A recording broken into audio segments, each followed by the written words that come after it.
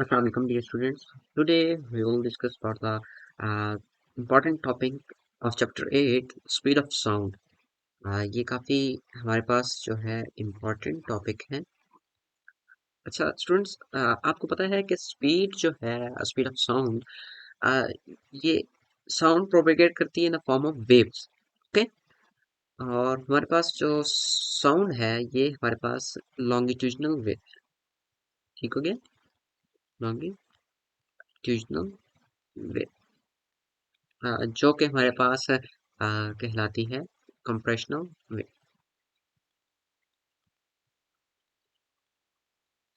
Compressional wave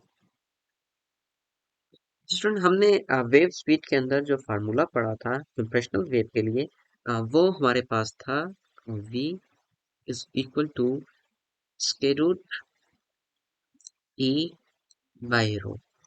और students यहाँ पे जो e था हमारे पास था इलास्टिक मॉडुलस, ठीक हो गया, elastic modulus of medium,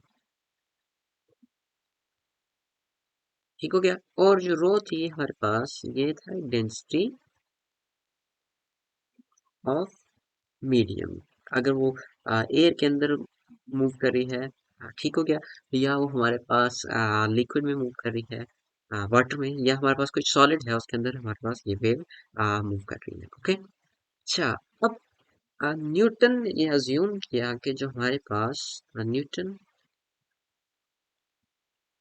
observe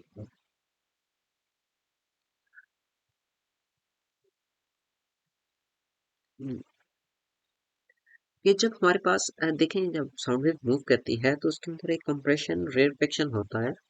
a, उसने ऑब्जर्व किया कि ये जो प्रोसेस है ये आइसोथर्मल प्रोसेस है, राइट, आइसोथर्मल,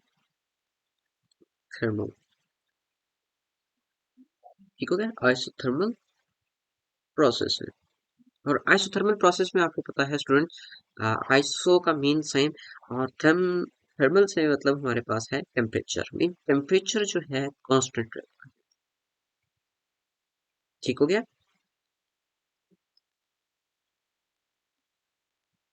कांस्टेंट टेम्परेचर, ठीक हो गया। आइसोथर्मल कौन सा प्रोसेस था हमारे पास जिसमें हमारे पास टेम्परेचर जो है वो कांस्टेंट रहता है।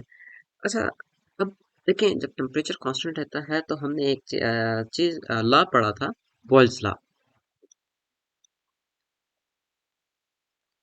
बॉयल्स लॉ, वो मैं कहता था कि if the temperature is constant तो प्रेशर और वॉल्यूम का जो रिलेशन है आपस में, ये आपस में इनवर्स रिलेशन है, ठीक हो गया, P V is equal to constant, और कांस्टेंट यहाँ पे हमारे पास स्टूडेंट्स क्या आता था, टेम्परेचर, ठीक हो गया।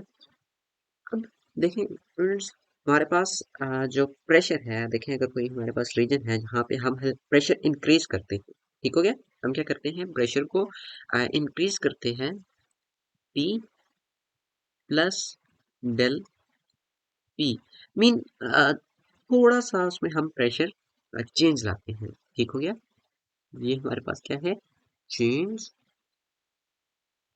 इन प्रेशर। और स्टूडेंट्स, ये जो चेंज है ये हमारे पास बहुत कम है, बहुत छोटा है, ठीक हो गया, ये चेंज जो है हमारे पास, ये डेल जो नोटेशन यूज हो रही है ये हमारे पास यूज हो रही है बहुत स्मॉल के लिए, ठीक हो गया, very small, infinitesimal small. Okay, अच्छा, अब देखिए अगर हमारे पास कोई मैं यहाँ पे आपके सामने एक देखिए थ्री डायमेंशनल एक ऑब्जेक्ट बनाता हूँ,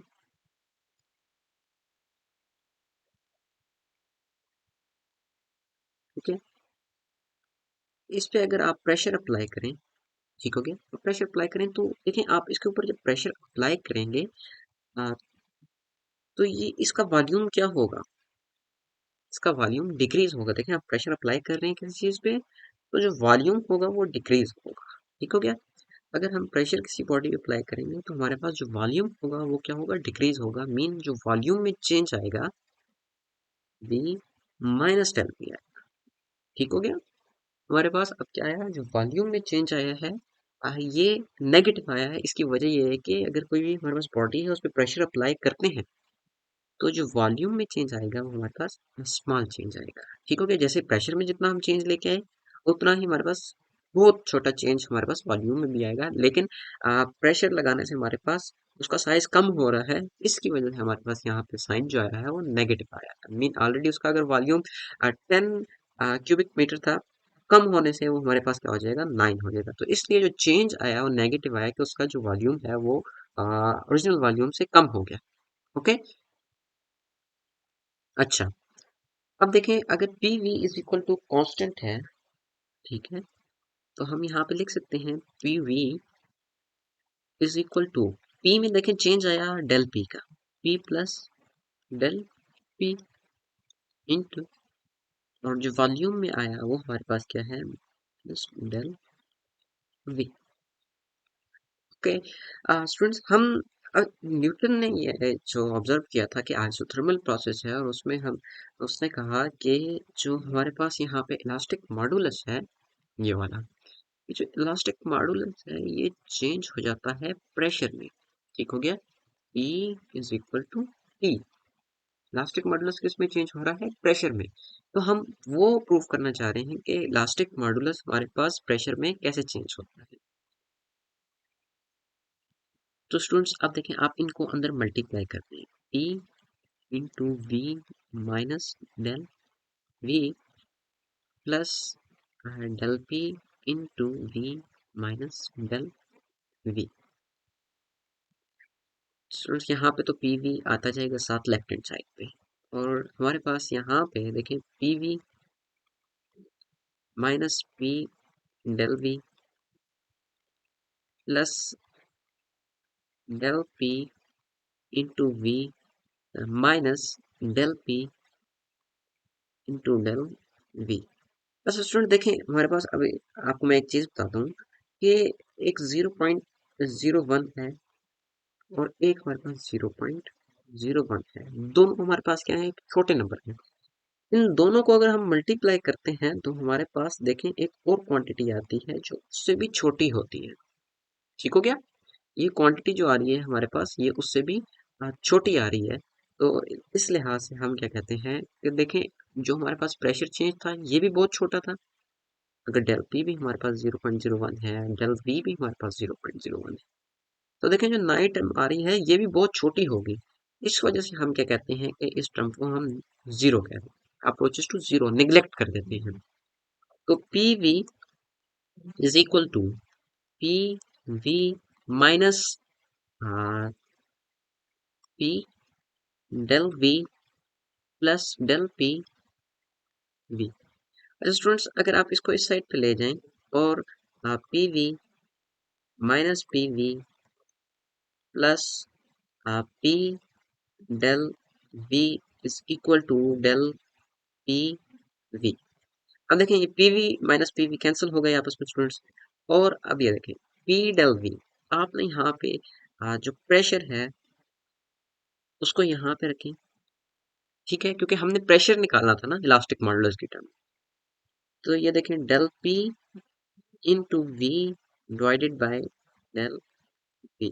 डेल वी को मैंने क्या किया, इधर नीचे किया।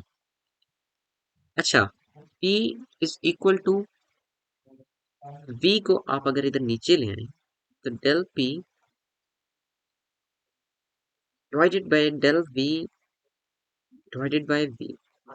सो स्टूडेंट्स, जो ये डेल P है चेंज इन प्रेशर, इसको हम कह सकते हैं कि ये हमारे पास क्या है, स्ट्रेस है।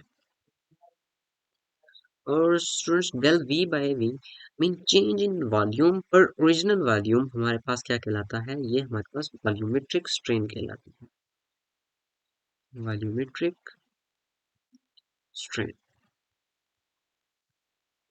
ठीक हो गया। और स्टूडेंट्स हमारे पास डेल पी देखें, प्रेशर हमारे पास होता है force per unit area. Okay, तो ये हमारे पास काइंड ऑफ स्ट्रेस है ठीक हो गया। और देखें stress ratio of stress to strain हमारे पास क्या होता है, इलास्टिक मॉडुलस होता है। So P is equal to E. ठीक हो गया। अब हम क्या करते हैं, हम रिप्लेस करते हैं इस फार्मूले में, जो हमारे पास ये फार्मूला है, इसमें हम ई की जगह पी को रिप्लेस करते हैं। v is equal to square root P by, ठीक हो गया स्टूडेंट। अच्छा, अब P जो है स्टूडेंट हमारे पास, इसको हम लेंगे जो हमारे पास इस टाइम गैस का प्रेशर है। ठीक हो गया। तो वो हम कहते हैं कि ओके, हम नॉर्मल केस रूम टेम्परेचर पे डिस्कस कर रहे हैं, तो हमारे पास ये एटमॉस्फेरिक प्रेशर है। ठीक हो गया, एटमॉस्फेरिक प्रेशर। और स्टूडेंट जो ये हम रो है, ये मैं कहता हूँ कि ये एयर की डेंसिटी है, डेंसिटी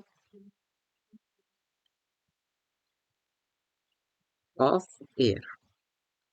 तो अगर स्टूडेंट्स मैं यहाँ पे एटमॉस्फेरिक की जो प्रेशर है उसकी वैल्यू रखूँ, और स्टूडेंट्स वो आपने निकाला हुआ है कि P is equal to rho g h. और स्टूडेंट्स आपको पता है कि यहाँ पे जो हमारे पास रो ऑफ मर्करी है, ये हमारे पास 13.6 है, और जी की वैल्यू स्टूडेंट्स हमारे पास 9.81 है, और एच की वैल्यू हमारे पास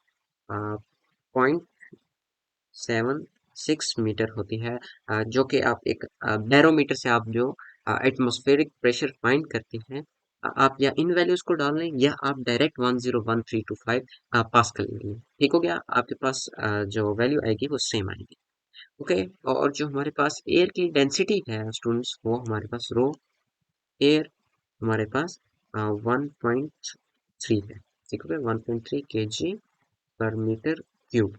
और यहाँ पे ये हमारे पास जो 13.6, ये हमारे पास मरकरी की है। तो आप निकालें तो ये हमारे पास 282 मीटर पर सेकंड आती है। अच्छा स्टूडेंट्स, अब देखें ये 282 मीटर पर सेकंड आई, ये तो न्यूटन की ऑब्जर्वेशन के मुताबिक हमारे पास स्पीड ऑफ साउंड आई। लेकिन जो एक्चुअल में स्पीड ऑफ साउंड है वो हमारे पास 332 मीटर पर सेकंड है। ठीक हो गया। अच्छा, अब ये तो देखें 282 और 332, ये हमारे पास तकरीबन 50 का हमारे पास क्या आ रहा है, डिफरेंस आ रहा है। तो ये हमारे पास 16% एरर बनता है। ठीक हो गया, ये हमारे पास ये एक्चुअल,